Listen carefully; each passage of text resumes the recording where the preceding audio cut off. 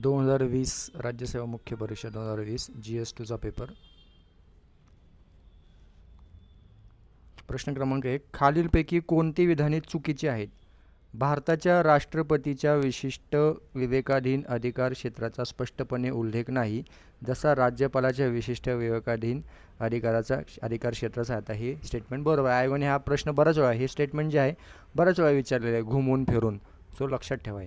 Second, राज्यपालाने केलेल्या कृतीच्या वैधतेबद्दल त्याने आपल्या विवेकाधीन अधिकारात ते करायला हवे होते किंवा नाही यावर प्रश्न उपस्थित करता येतो का?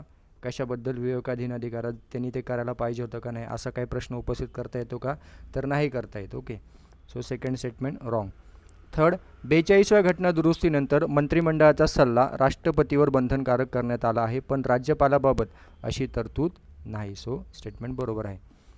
Question number 2. उपराष्ट्रपतीच्या स्थानासंबंधी खालील विधाने विचारात घ्या. संविधानाचे कलम 63 हे उपराष्ट्रपती पदासंदर्भात आहे. बरोबर आहे का? बरोबर आहे. तो राज्यसभेचा सदस्य असतो का उपराष्ट्रपती? नाही, तो ॲक्च्युली तिथं हे असतो, काय म्हणतात, तो बाय डिफॉल्ट पदसिद्ध अध्यक्ष असतो, पण सदस्य वगैरे असं काय नसतो. सो सदस्य नसतो. ठीक आहे. उपराष्ट्रपती कलम 66 राज्यसभा सदस्य होण्यासाठी पात्र असावा. ओके, पात्र असायला पाहिजे तो सदस्य होण्यासाठी, पण तो सदस्य नसतो. ठीक आहे.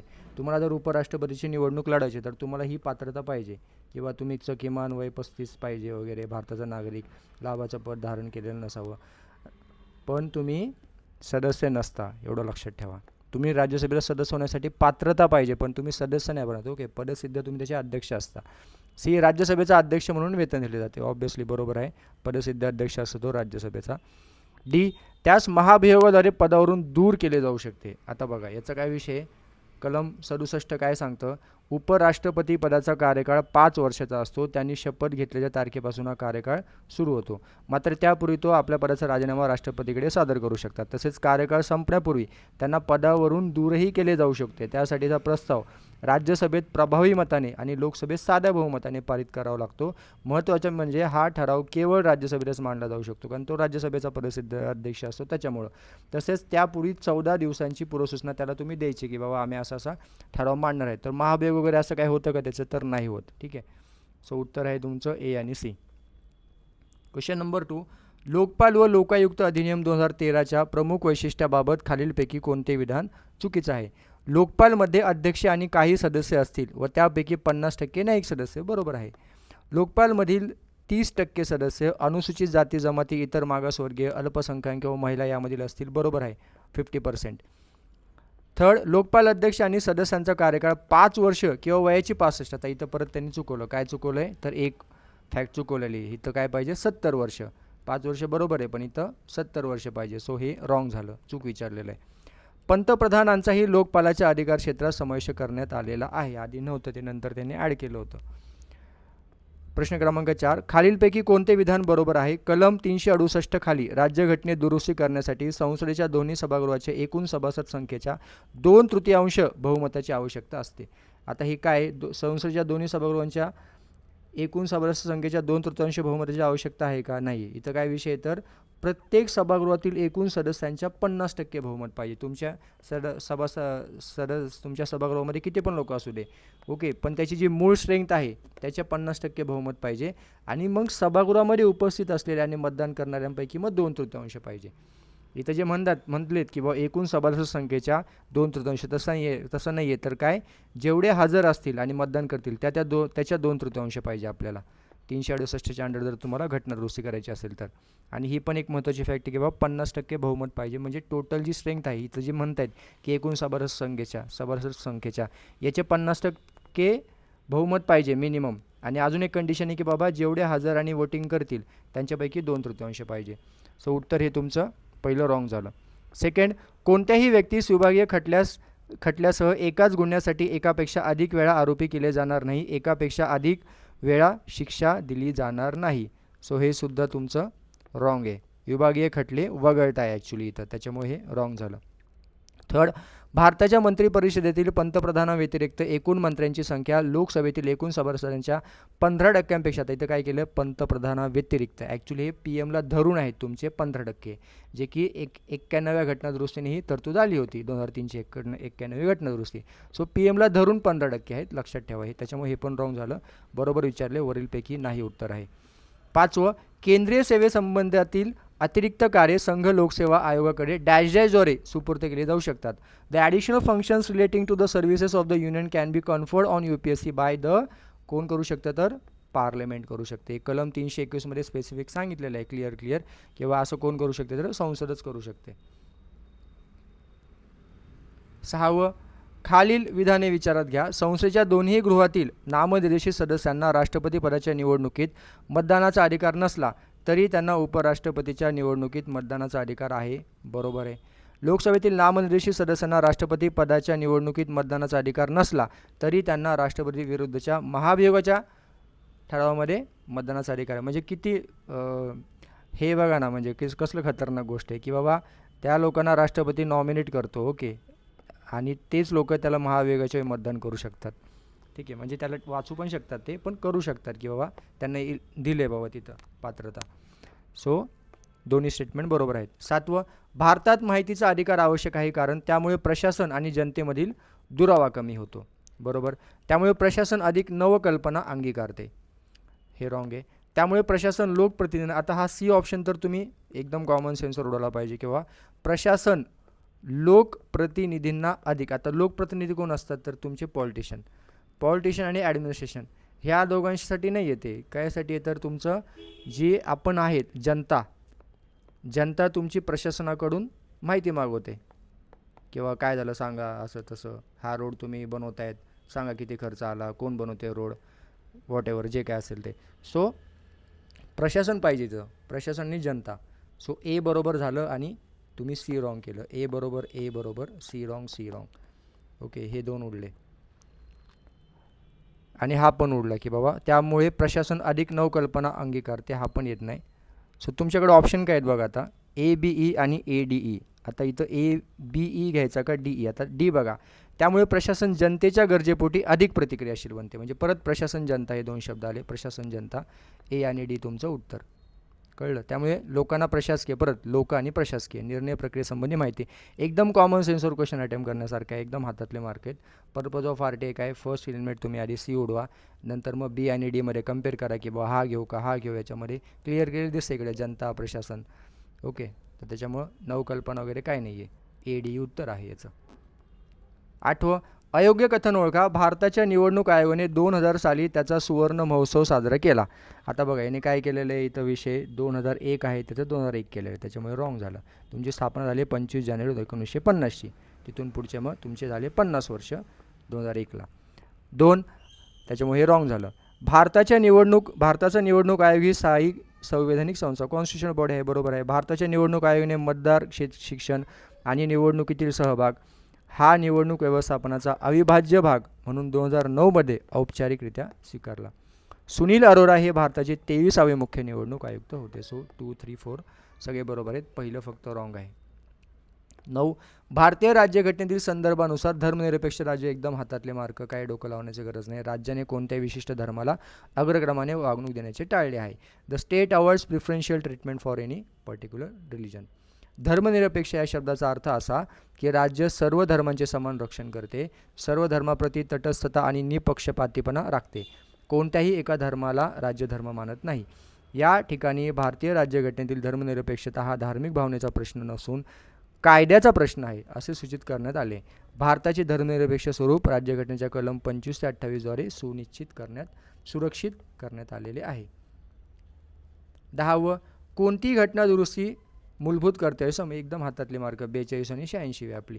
86 आपलं काय 11वं कर्तव्य जोडण्यात आलं होतं की बाबा 6 ते 14 वयोगटातील मुलांना शिक्षण देण्याची जबाबदारी पालकांची, आणि 42 आपली 1976 मध्ये सोर्नसिंग कमिटीनं रेकमेंड केली होती. सो 10 मूलभूत कर्तव्य आले होते. हातातले मार्क 42, 86. ए आणि सी ह्या दोघांचा काही संबंध नाही.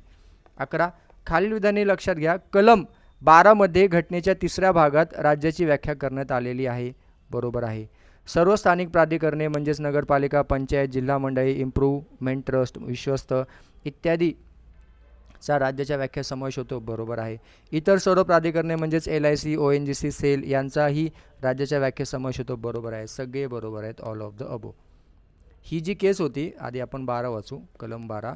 In this part unless the context otherwise requires the state, म्हणजे स्टेटमध्ये काय येतं की बाबा includes the government and parliament of India and government and legislature of each of the states and all local other authorities within the territory of India or under the control of the government of India. म्हणजे सरकारच्या ताब्यात जे काय असेल आणि सरकार जिकडे जिकडे तुम्हाला सरकार दिसते, सरकारी ऑफिस, सरकारचं स्ट्रक्चर जे काय ते सगळं स्टेटच्या डेफिनेशनमध्ये येतं.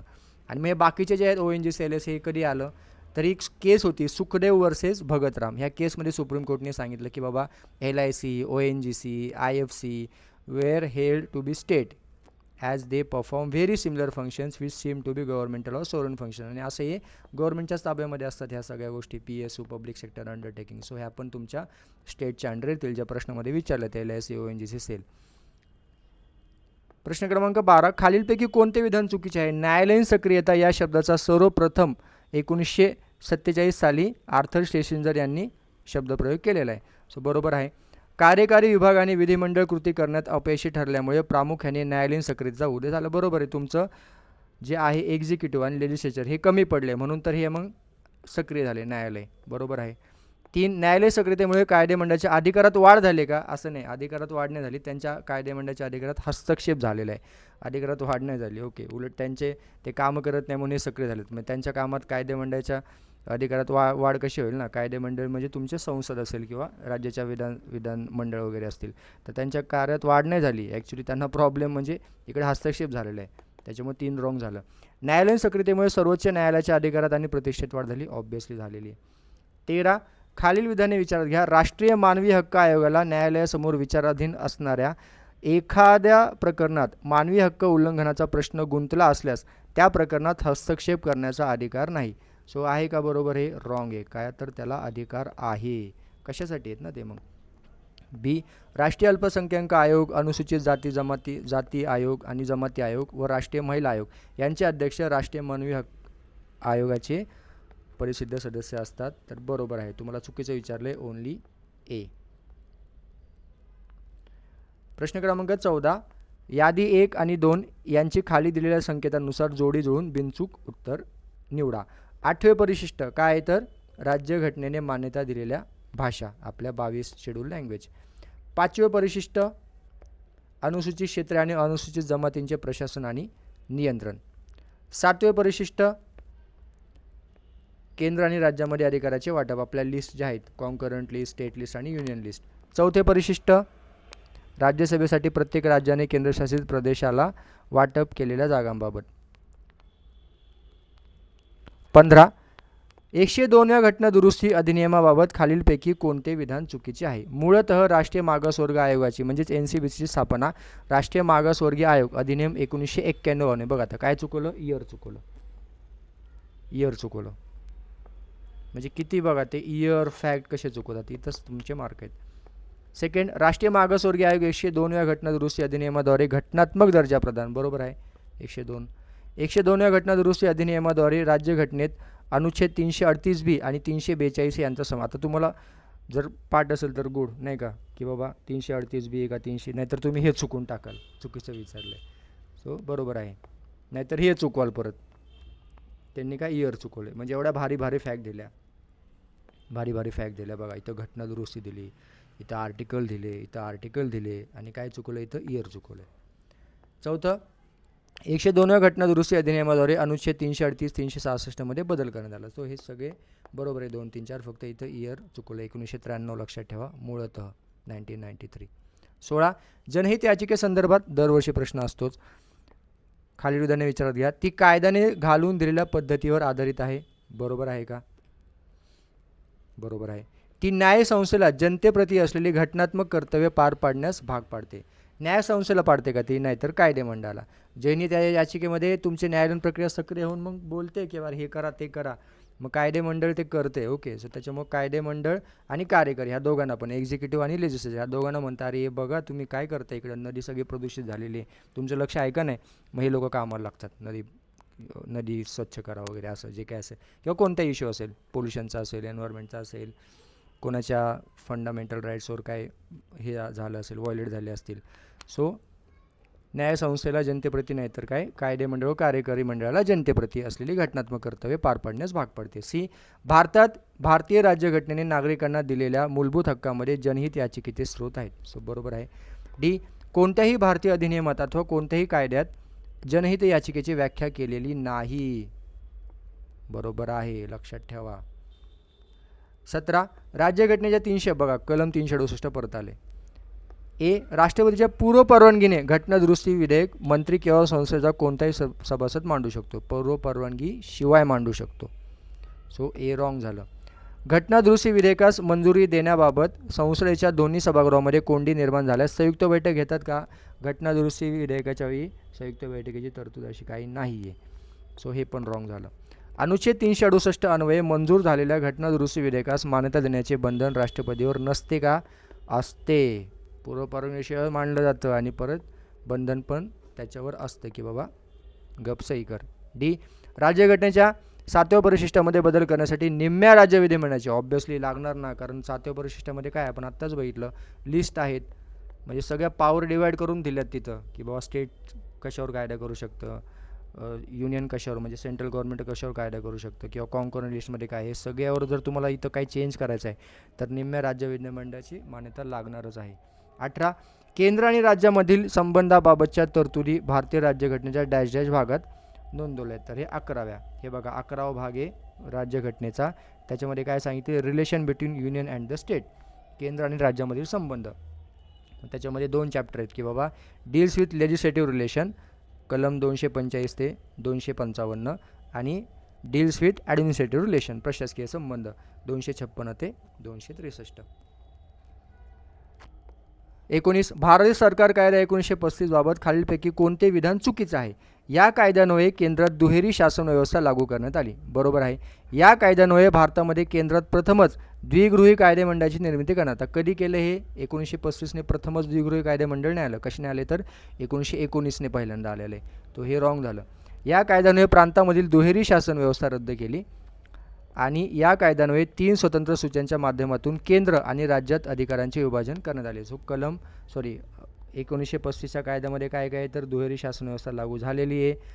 परत दुहेरी शासन व्यवस्था प्रांतामधली रद्द केली, म्हणजे केंद्रात लागू केली आणि प्रांतात रद्द केली 1935ने, आणि 3 स्वतंत्र सूच्यांच्या माध्यमातून केंद्र राज्यात अधिकारांचे विभाजन करण्यात आले. आणि ही जी तरतूद आहे की बाबा केंद्रात प्रथमच द्विगृही कायदेमंडळ हे कशाने आले तर 1919ने आलेलं आहे. बघा 19वा प्रश्न आणि 19वा कायदा 1919. 20, भारतीय संविधानाच्या खालील कलमानुसार भाषिक अल्पसंख्याक समाजातील मुलांना मातृभाषेतून प्राथमिक शिक्षण मिळण्याच्या सोयी राज्य शासनाने कराव्यात अशी तरतूद केली गेली आहे. तर कशामध्ये असं प्रोव्हिजन आहे? सर ही आहे तुमची प्रोव्हिजन 350 मध्ये, कलम 350 हे जे दिले, प्रश्न जो दिला आहे तो तुमचा कलम 350A आहे. मग बाकीचे कलम काय आहेत? 262 कायद्याच्या अधिकाराशिवाय कर लादता येणार नाही. 251 काय तर कलम 249 आणि 250 अंतर्गत संसदेने केलेले कायदे आणि राज्यांच्या विधिमंडळाने केलेले कायदे यांच्यात विसंगती ह्या संबंधी 251 मध्ये दिले. आणि 121 काय तर संसदेत चर्चेवर निर्बंध, सर्वोच्च न्यायालयाच्या किंवा उच्च न्यायालयाच्या कोणत्याही न्यायाधीशाच्या कर्तव्याच्या अंमलबजावणीतील वर्तनाबाबत संसदेत कोणतीही चर्चा केली जाणार नाही. कलम 121. सगळे चारी कलम महत्त्वाचे आहेत. थांबू आपण इथं, बाकी नेक्स्ट व्हिडिओत बघू.